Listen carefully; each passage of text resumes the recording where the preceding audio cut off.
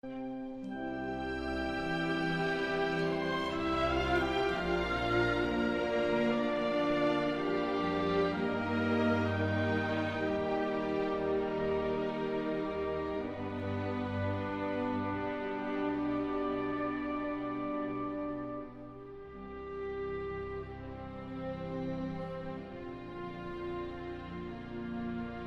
guys, and welcome back to another video by me, Dalek for 101 Productions, and do I have a model for you today? This is the next generation Enterprise C, and the model is beautiful. There is only one major flaw that I can find with this model, and that is it. I can only find one flaw. I got the model literally today. I've had it for about 3 hours now, and I can only find one flaw with it. Anything else any other things that I found wrong with it are just to do with the factory itself and are not very well helped. They couldn't be stopped, unfortunately. But oh my god, this is a fantastic vessel. Absolutely beautiful. They have really outdone themselves with this one, and just wow. So I'm going to put the model to the side for the moment so we can have a very quick look at the magazine as per usual. This is the Enterprise C.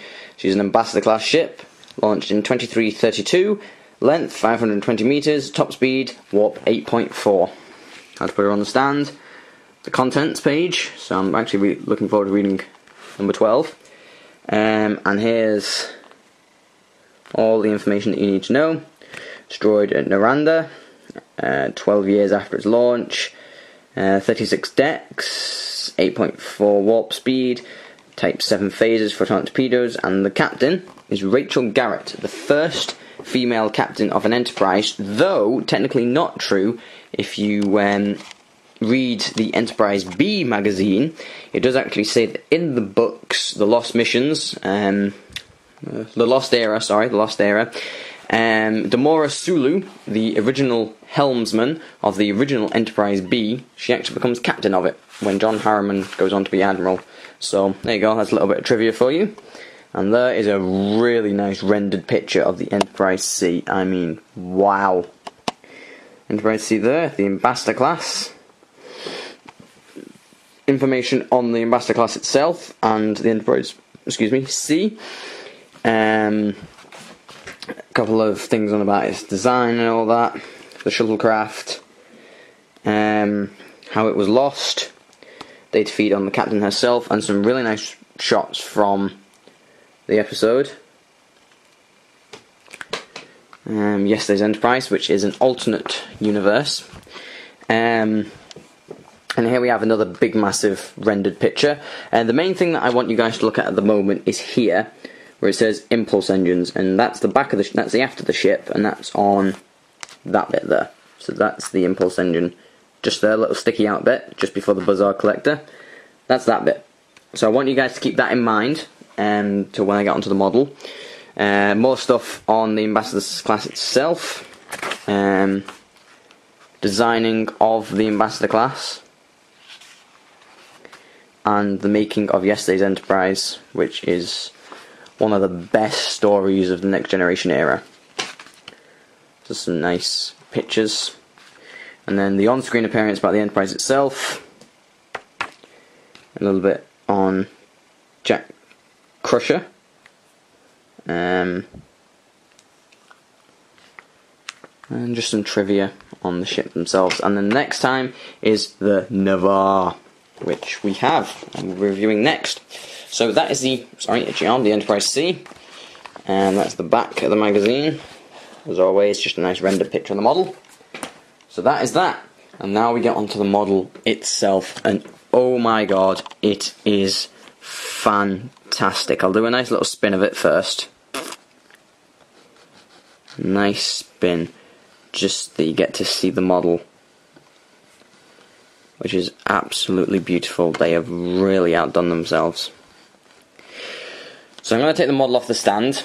Unlike the Malon export freighter, this isn't that brittle. It's quite a sturdy ship.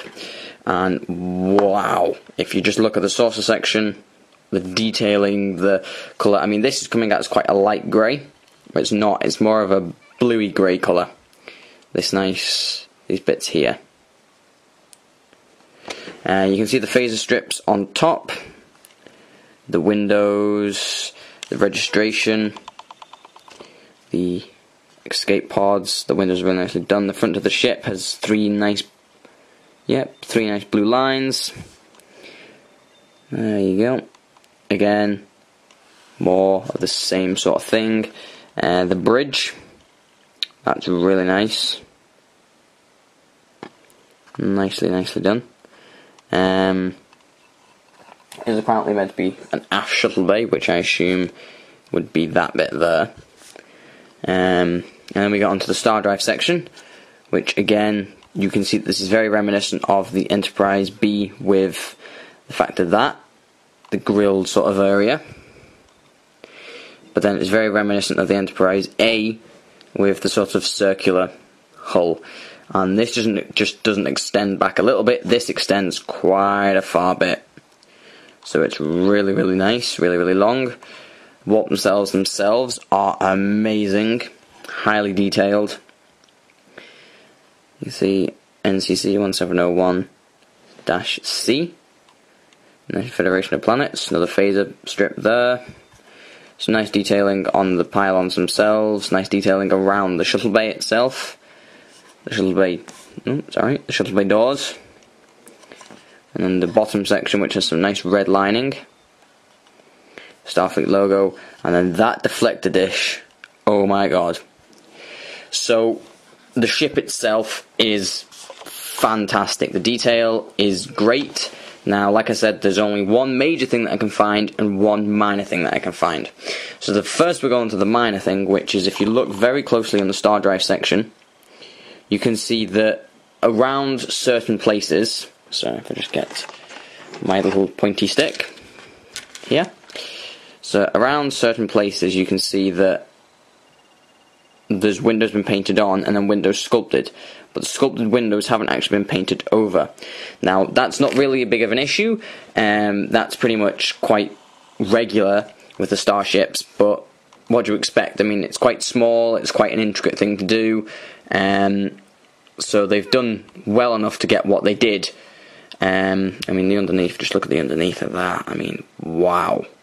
It's just so crisp and beautiful. I love this vessel, I just love it. Now the major thing is, if you remember correctly, I asked you to keep an eye on the impulse engines. Well, there are none. They haven't actually sculpted on the impulse engine. Now I thought maybe it was just a fact that they hadn't painted it, but it's not even been sculpted on. It should be around about there, in alignment with that. It should be around about there, and it's not. It's not so big an issue, seeing as it sits on the shelf like that.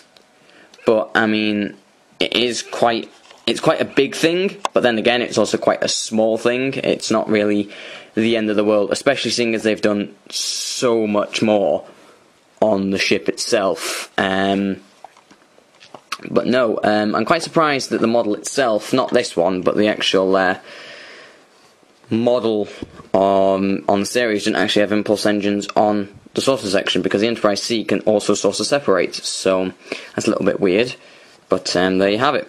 So that is the Enterprise C, and she is a fantastic vessel. If you want to pick one up, I suggest going and doing it. They're not on sale just yet. I subscribe, so I get mine a couple of days, either a day or a couple of days earlier, so I haven't seen on Facebook that they're out yet, but wow.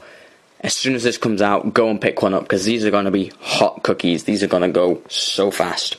So that is the end of my review for the Enterprise C. Thank you very much for watching, guys. I hope you enjoyed it. I certainly did enjoy getting this model, and wow, it's just fantastic. So I will see you guys later with a review of the Negh'Var class.